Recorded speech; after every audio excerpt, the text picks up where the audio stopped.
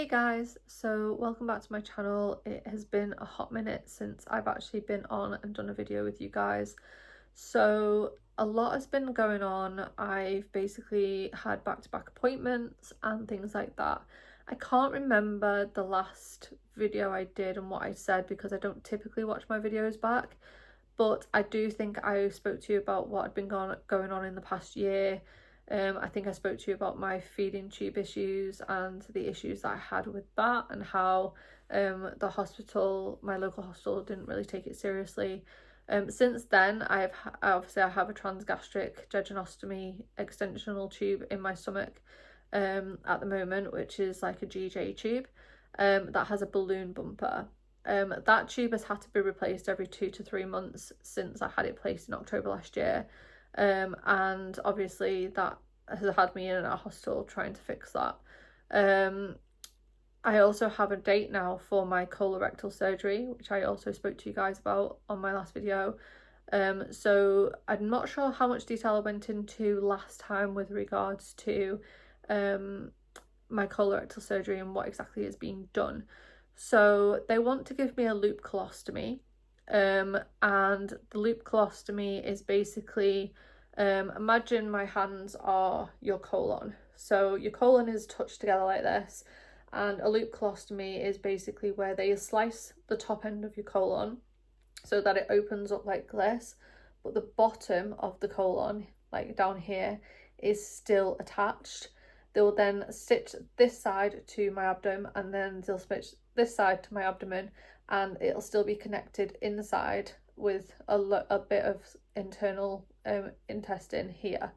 That I won't be able to see because that will be on the inside, I think, of my stomach, and it'll all be stitched to me. The idea of the top colon would be to obviously poop in a bag and go to the toilet that way. The whole purpose of the lower part of the colon is the mucus that your body naturally produces to help your poos come out of your bum, basically, will still be being produced. So the whole purpose of the lower part of the loop is so that mucus comes out of that loop rather than collecting in the rectum and coming back out through the anus, or your bum hole.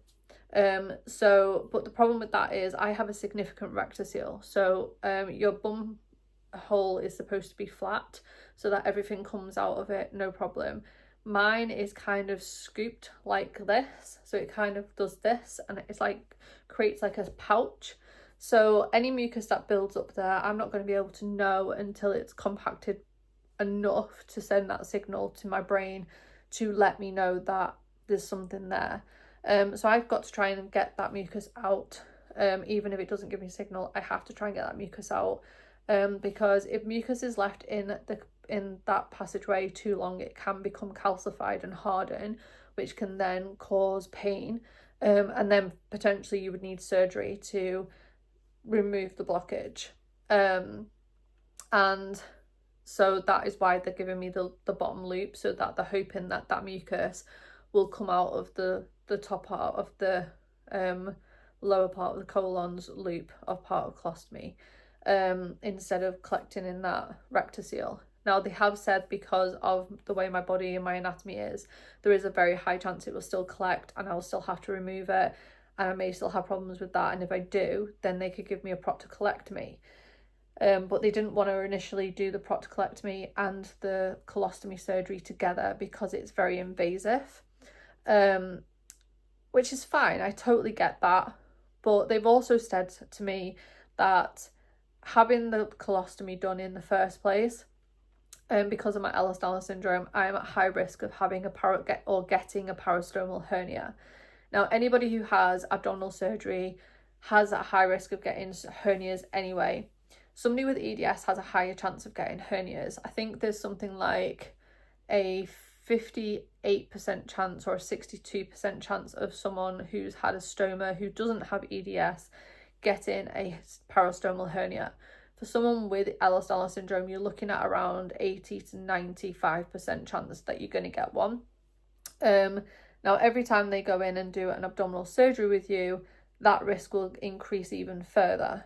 So they're hoping to do my procedure via laparoscopic procedure, which is fine, but I've had bad issues with laparoscopic procedures in the time that I've had them in the past, which I'm not going to go into. I think I've mentioned it on a previous video, but you can do a proctocolectomy with laparoscopic procedure anyway. Now, given where my feeding tube is placed, they may not be able to do laparoscopic anyway, so they might have to open me up. Now, I understand that the procedure is a very more invasive procedure than just giving somebody a colostomy. Like, I totally get that. Like, I think a colostomy surgery is like an hour, where a colostomy surgery with proctocolectomy can take up to 4 hours. So I do know that it's more invasive and there's more chance of complications and issues. And I understand why they want to give me a loop colostomy, because it's less invasive and, you know, we're not going to sure what's going to happen until we try it. Like, I totally get it and I'm still down for that. But I feel like because I know my body quite well and I know that chances are I'm going to have issues with the whole mucus buildup and things like that, especially given the significance of my rectocele, I do feel like it would be easier for them while they're already in there to just do the proctocolectomy. So for those that don't know what a proctocolectomy is, the proctocolectomy, instead of giving me a loop colostomy, the proctocolectomy would basically allow for them to create the colostomy, which it would be an end colostomy. So the upper part of my colon would be completely detached from the lower end of my colon. And the upper colon would be attached outside my stomach so that I can go to the bathroom as normal. Well, not as normal, but, you know, in a different way. But that lower end of the colon would then theoretically be taken completely out of my stomach, and it will also remove my rectum and my bum hole, theoretically. And then what they'll do then is they will sew up the external opening, so that no bacteria from the outside world can get inside my body. So basically they're theoretically taking out the lower ends of my back passage that is no longer required. Now, like I said, for most people who have a loop colostomies are usually done for a temporary measure while the lower end of the colon has a bit of a rest, and then eventually they will go back into surgery and they will stitch up your colon back together again, and you can then start going to the bathroom back to being a normal way again, back through your back passage. My loop colostomy is not being placed as a temporary measure, it's being placed as a permanent fixture. So there is, other than the fact that it's more invasive and takes longer, and there could be more complication from it, there is literally no other reason why they can't do the proctocolectomy at the same time as my procedure. So I'm going to ask them, would they be willing to do that? Because I don't want to have more issues with regards to the rectocele that I have and mucus production, just because I have a feeling that this bottom loop is going to fail anyway, because it's no longer going to be needed anyway. So I'm quite happy for them to remove it if they're happy to do so in theatre at the time of my surgery. If they still say, no, we're not going to do that because it is too invasive, we don't have the time to do it because obviously the theatre is going to be needed again, then fair enough, we'll breach that bridge whenever we come to it. But there is a heightened chance that I'm going to end up needing the proctocolectomy anyway, which means more abdominal surgery, which means more weakening of the abdominal muscles and more fistula issues and more chance of scarring and stuff like that can cause problems. So if they can do it at the same time, great. If not, we'll breach that when we come to it.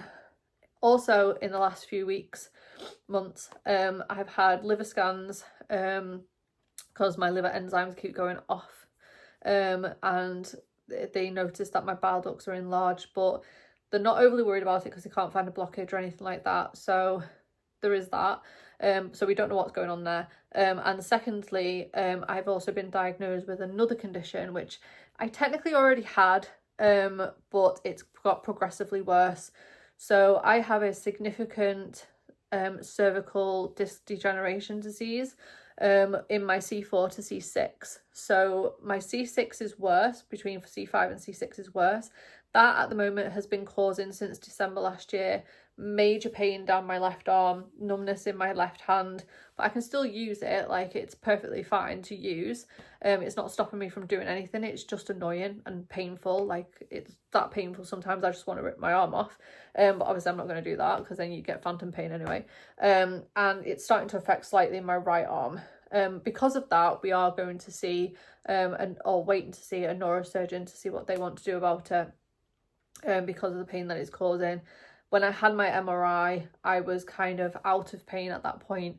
It wasn't really causing too much of a problem, and I think any impingement on the nerves had basically settled a little bit. And now it's come back again. It came back again after I'd had rigours and stuff, after having my last tube placement, because that was like put my body in shock. So before that I was fine.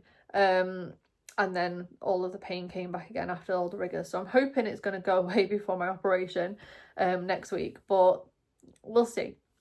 So yeah, so I have cervical degeneration disc disease. So I'm hoping to figure out what they're going to do about that. But like I said, my surgery from a colorectal point of view will be done on the 12th of May at a different, well, it's at the same trust, but at a different hospital that's about an hour away. I'm going to that appointment on my own.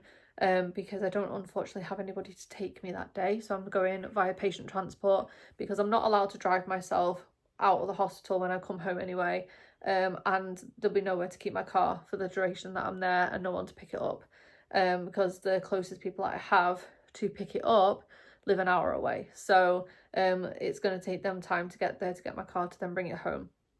So yeah, so that is what's been going on. I know I say this on every video, but I am hoping to, in the next few months, be able to come on more and update you guys on things a little bit better. But as I said, there's quite a lot going on in life, and being a mum and things like that. So I'm doing my best. So I apologise. I'm not as frequent as many other creators on here.